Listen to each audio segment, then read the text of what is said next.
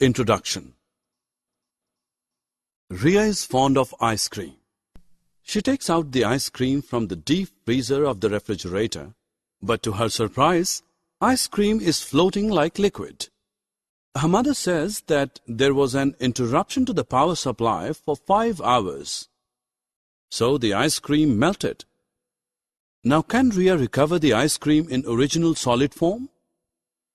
The answer is yes. Let us know how. Objectives. At the end of this lesson, you will be able to define change, explain physical changes, give examples of physical changes. We observe many changes. Some examples of changes in our daily life are cooking of food, rusting of iron, melting of ice.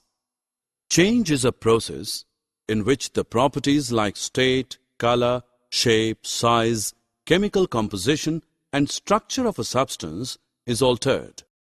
Types of changes. Changes are of two types: physical change and chemical change. In this module, you will study the physical changes.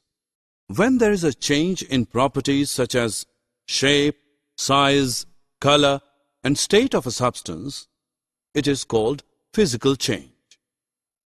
Example of physical change are melting of ice, vaporization of water, dissolution of sugar or salt in water. Take a piece of paper. Fold it to make a paper aeroplane. There is a change in its size, but we can unfold this piece of paper back to its original size shape. So, it is a reversible change. Also, in this process, chemical composition of the paper remains same. Children, on heating, ice changes into water. When this water is heated to 100 degrees Celsius, it changes to vapors. These vapors on cooling change to water. And when this water is cooled up to 0 degrees Celsius, it converts to ice.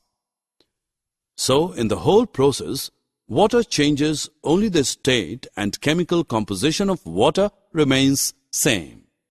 Let us take crystals of cobalt chloride, which are pink in color. On heating, these crystals change to blue. When some drops of water are poured on blue crystals, they regain their pink color. Children, cut a piece of cloth in 4 square pieces. Now compare the size of one piece of cloth with original piece of cloth. But the properties of the cloth remain same. So this is a physical change. Children, as you know, salt can be obtained by the evaporation of seawater. But the salt obtained in this manner is not pure. Pure crystals of salt can be obtained by crystallization. To prepare pure crystals of copper sulfate, take about 100 milliliter water in a beaker. Acidify the water with few drops of dilute sulfuric acid. Now heat the water.